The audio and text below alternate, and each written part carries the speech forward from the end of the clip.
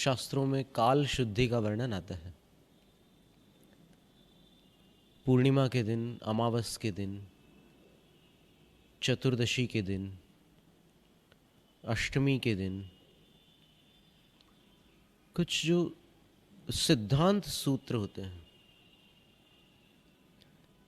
उनको पढ़ना वर्जित होता है। कुछ समय तक ऐसा लगता था उन बातों को पढ़कर कि ऐसा क्यों लिखा हुआ है शास्त्र में। इन दिनों अगर अपन उन सिद्धांत सूत्रों को पढ़ लेंगे तो क्या हानि होगी। लेकिन फिर जब वैज्ञानिक शोधों को देखा और जब ज्योतिषियों के सर्वेक्षण को पढ़ा तब पता चला कि सर्वाधिक आत्महत्याएं अमावस्या को होती है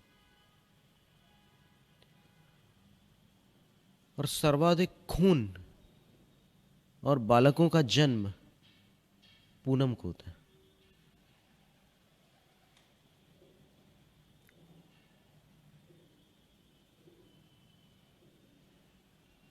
और फिर कुछ चंद्र की स्थिति का भी प्रभाव समुद्र पर देखने मिलता है। समुद्र में ज्वार भाटा वाली स्थिति बनती है, हाई टाइड और लो टाइड्स। इसका चंद्रमा से भी बड़ा गहरा संबंध है। तो ठीक है, कुछ ऐसी बातें हैं शास्त्रों में कि जिनको अपन 2 और 2 4 के समान तो स्पष्ट नहीं कर सकते, लेकिन वो बातें अपने को स्पष्ट नहीं हो रही इसका अर्थ ऐसा नहीं है कि वो उनको भी अस्पष्ट रही होगी या फिर उनने भी अंधविश्वास से या किसी और निमित्त से लिख दिया हो। नहीं,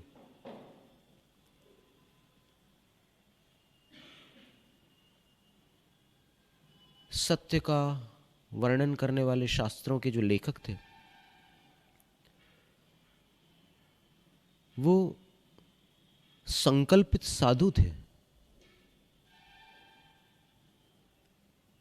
उनके जीवन में हिंसा का, असत्य का, चोरी का, कुशील का, परिग्रह का हमेशा के लिए त्याग था। तो वो कभी किसी को धोखा नहीं दे सकते थे। वर्णन शैली में फर्क हो सकता है, कुछ नाम और स्थलों में फर्क हो सकता है, लेकिन उद्देश्य में कभी भी फर्क नहीं हो सकता। उन्होंने हमेशा सबकी भलाई के लिए कोई बात की है। फिर पूर्णिमा के दिन, चतुर्दशी के दिन, अष्टमी के दिन और ऐसे जो विशेष दिन आते हैं उनमें करना क्या चाहिए, एक प्रश्न आता है। तो कहते हैं कि उनमें आप महापुरुषों का स्मरण कर सकते हैं, भक्ति कर सकते हैं, उपवास कर सकते हैं, जप कर सकते हैं, तप कर सकते हैं। सिर्फ वो सिद्धांत सूत्र आप छोड़ दीजिए, बाकी बहुत कुछ कर सकते हैं। सिद्धांत, लॉ, थ्योरी,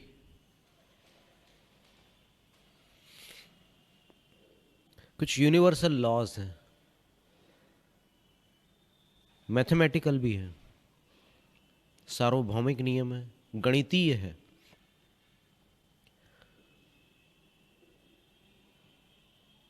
उनको छोड़ करके आप बाकी बहुत कुछ कर सकते हैं। तो जैसे आज पूर्णिमा के दिन अभी हम बोल रहे हैं आपसे, तो आज के दिन ध्यान अच्छा किया जा सकता है, आज के दिन शुद्धिकरण किया जा सकता है। गुजरात के एक रेकी मास्टर का कहना है कि आज के दिन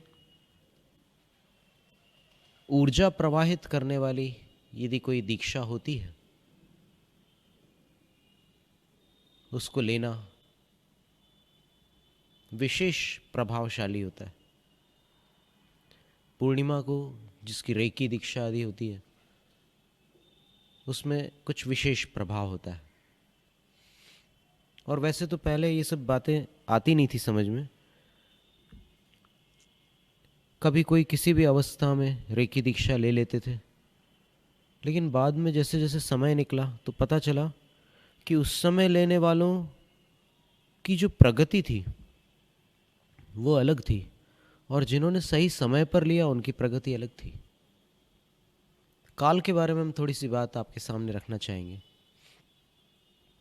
कुछ लोगों का ये मानना है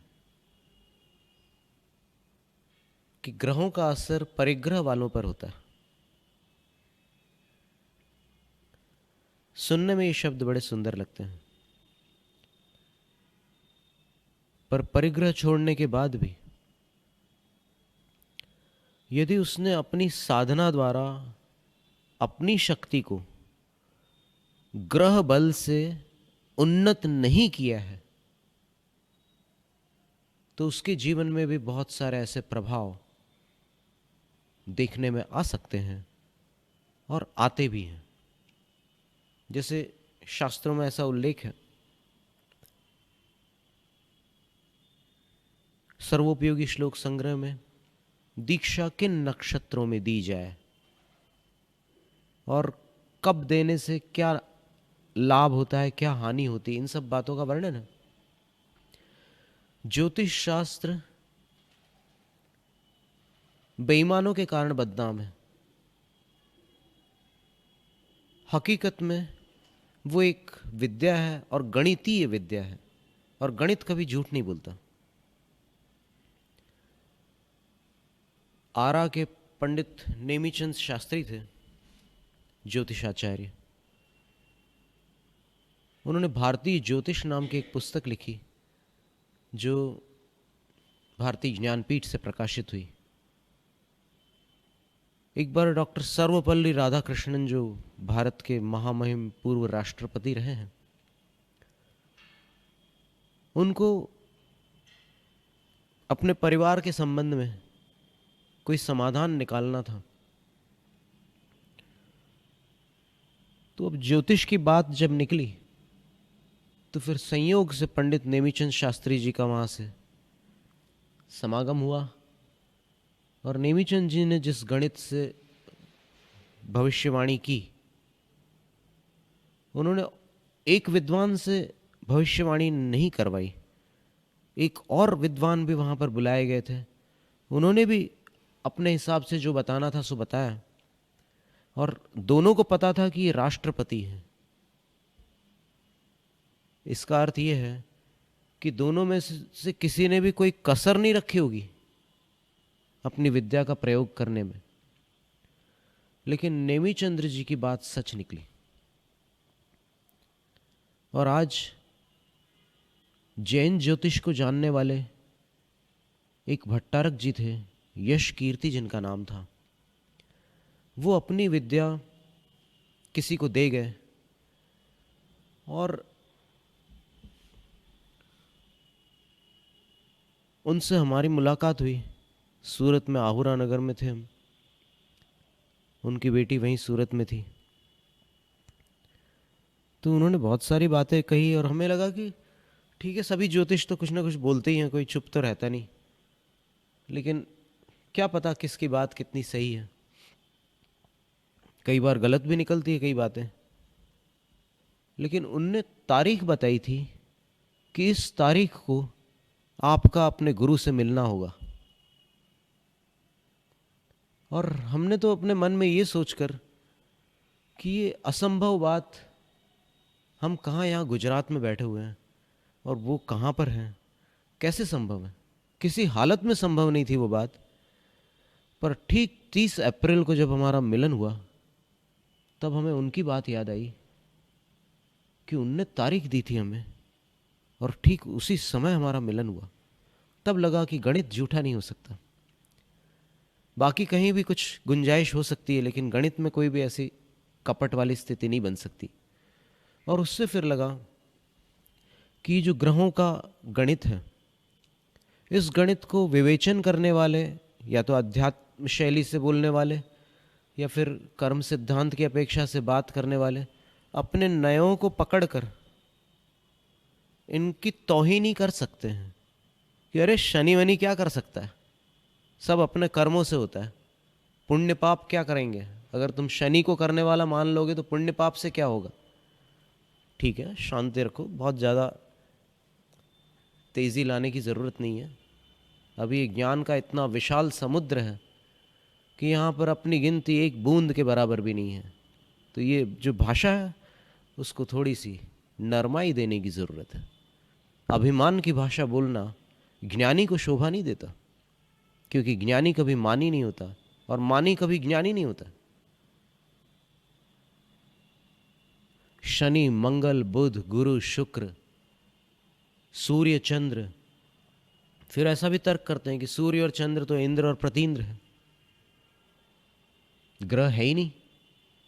ठीक है, कोई बात नहीं, ग्रह नहीं है तो क्या इसको पकड़ करके आप उसको अमान्य कर दोगे विद्या को।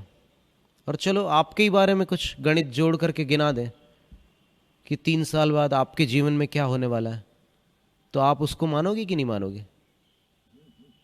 अगर आप इसको बिल्कुल अविश्वास की श्रेणी में रखना चाहते हो, ग्रह और नक्षत्र आदि की बातों को, तो आपके ही बारे में अगर एक एक बात बता दी जाए तो क्या कहोगे। इस विद्या को झूठा कहोगे क्या। विद्या कभी झूठी नहीं होती। विद्या का दुरुपयोग करने वालों के कारण विद्या बदनाम हो जाती है और फिर उसको लोग झूठा मानने लगते हैं। विद्या झूठी नहीं होती। और उदाहरण के लिए कुछ शकुन के बारे में वर्णन आते हैं, कुछ अन्य चीज़ों के बारे में भी वर्णन आते हैं, और जब अपन प्रयोग करके देखते हैं कि ऐसा होने पर ऐसा कुछ होता है, तो जो ज्ञानी ऋषि थे, मुनि थे, उन्होंने उन घटनाओं को देखा, तटस्थ होकर के देखा। उनको कोई लगाव नहीं था कि ये मैं लिख दूंगा तो फिर लोग इस पर श्रद्धा करेंगे और मेरा सिक्का चलने लग जाएगा। ये इरादा नहीं था उनका।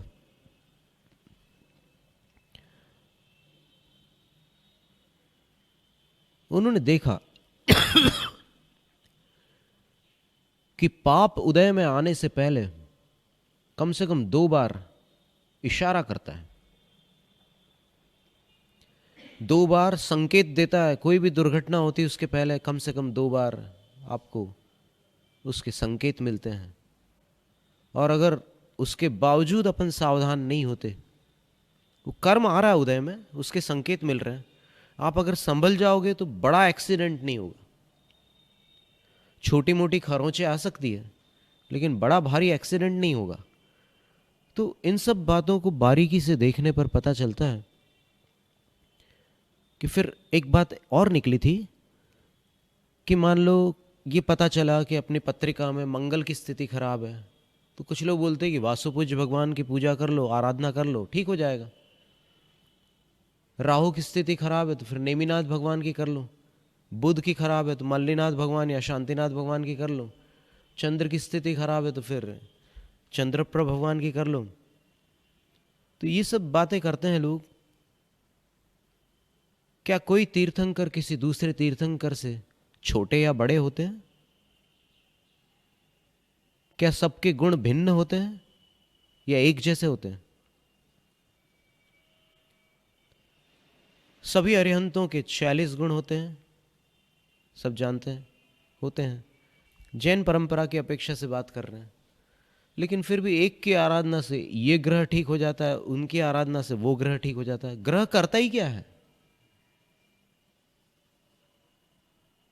उसको ठीक करने की बात ही मिथ्या है। ये सब चर्चाएं आती है। देखो,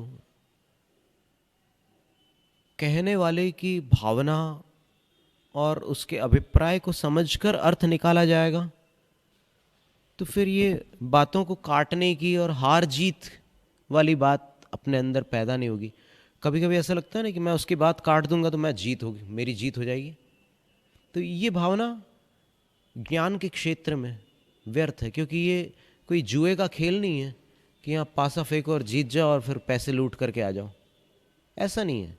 यहाँ ज्ञान के क्षेत्र में हर दृष्टि से जो जो बातें आ रही है सामने, उनको समझने का प्रयास किया जाता है, लड़ने का प्रयास नहीं किया जाता। ये क्षेत्र विवादों का नहीं है। अगर प्रश्नोत्तर करना है तो संवाद के रूप में, विवाद के रूप में नहीं। किसी को नीचा दिखाने से कौन सी उपलब्धि हो जाएगी? स्वर्ग मिल जाएगा, मोक्ष मिल जाएगा, या राष्ट्रपति पद मिल जाएगा? क्या मिल जाएगा? कुछ नहीं। तो ये तो ठीक है, पर अब समझने की बात यह है कि उस आराधना से क्या सचमुच कुछ फर्क पड़ता है? जैसे मंगल की स्थिति डिस्टर्ब चल रही है, तो फिर वासुपूज्य भगवान की आराधना से कोई अंतर पड़ता है? मंगल का रंग लाल है, वासुपूज्य भगवान का रंग लाल था, तो इसको मैच करके क्या मंगल के साथ जोड़कर जाप करने लग जाओ और मंगल की स्थिति ठीक हो जाए? ऐसा हो सकता है? ये सारे प्रश्न आते हैं सामने। शनि काला है ऐसा बोलते हैं, प्रसिद्धि है लोक में, और फिर मुनि सूरत भगवान भी सांवले थे, तो उनकी आराधना से शनि ठीक हो जाता है, ऐसा कहते हैं। वास्तव में तीर्थंकरों में जितनी समानताएं हैं, उनको समान जानना बहुत सरल है। 46 गुण आदिनाथ भगवान थे, महावीर भगवान के भी हैं। 2400 तीर्थंकरों में सब गुण तो आप समान देख सकते हैं, लेकिन उनमें अंतर क्या है ये देखोगे? ऊंचाई में अंतर था, आयु में अंतर था, रंग में अंतर था, और कोई अंतर था क्या? साधना में अंतर था कि नहीं? उनने तपस्या की तो फिर एक ने अलग तपस्या की हो और दूसरे ने अलग तपस्या की हो, ऐसा था क्या?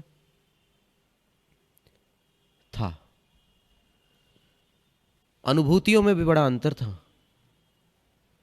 क्योंकि जिन्होंने 13 महीने 8 दिन बाद भोजन किया दीक्षा के बाद, उनकी अनुभूति किसी अन्य को कैसे संभव है?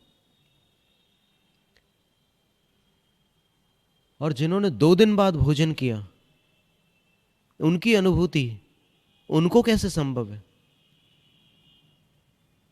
और अलग अलग काल में अलग अलग प्रकार के लोगों के बीच जो अनुभूतियां हुई हैं, वो समान कैसे हो सकती है?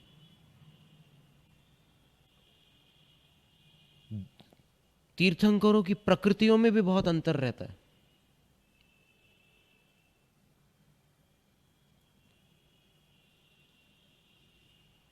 बहुत भिन्न भिन्न प्रकार की प्रकृतियों के तीर्थंकर हो सकते हैं। श्री राम कितने महान पुरुष थे, मर्यादा पुरुषोत्तम श्री राम। उनमें और उनके भाई में ही मैचिंग नहीं थी, ठीक है। लक्ष्मण जी और श्री राम जी, इन दोनों में कितना तालमेल था? दोनों के विचार एक जैसे रहते थे क्या? दोनों के बोलने के ढंग एक जैसे होते थे क्या? नहीं। तो फिर इतने भिन्न भिन्न काल में होने वाले इतने सारे भगवान हैं, सबकी शक्तियां, सबके वो वाले गुण 46 गुण जो है, उनमें समानता भले हो, लेकिन अंतर भी बहुत कुछ था। और फिर कई बार ऐसा होता है कि देखो, दवाइयाँ तो बहुत सारी रखी रहती है, लेकिन किसी दवाई का अलग असर होता है और किसी दूसरी दवाई का अलग असर होता है। एक व्यक्ति को घृत कुमारी के सेवन से अपने रोग में आराम मिलता है और किसी और को धनिया पत्ती लेने से उसी रोग में आराम मिलता है। तो संभव है इस पर उन पूर्व महापुरुषों ने खोजबीन करके कुछ जानकारी निकाली हो, अपन एकदम से खारिज नहीं कर सकते। उनको ऐसा मिला हो और उनने प्रयोग भी किया हो कि ऐसी आराधना करने से ऐसा होता है, तो फिर उसमें अपने को विवाद करने की क्या आवश्यकता है? अगर वासुपूज्य भगवान की आराधना से कोई चीज़ ठीक हो रही है, तो फिर क्या हानि क्या है उसमें? और सब कुछ ठीक हो सकता है। उनकी पूर्ण आराधना कर लो तो सब कुछ ठीक हो जाएगा। सिर्फ मंगल के लिए करोगे तो मंगल ठीक हो जाएगा। और फिर मुनि सुव्रत भगवान की आराधना शनि के लिए करोगे तो शनि ठीक हो जाएगा, और सब कुछ ठीक करना हो तो सब कुछ ठीक हो जाएगा। विवाद की कोई बात नहीं है। ज्ञान का क्षेत्र असीम है, विनम्र बनने की आवश्यकता है, विवाद छोड़ देना है। जैनम जयतु शासनम, जैनम जयतु शासनम, जैनम जयतु शासनम।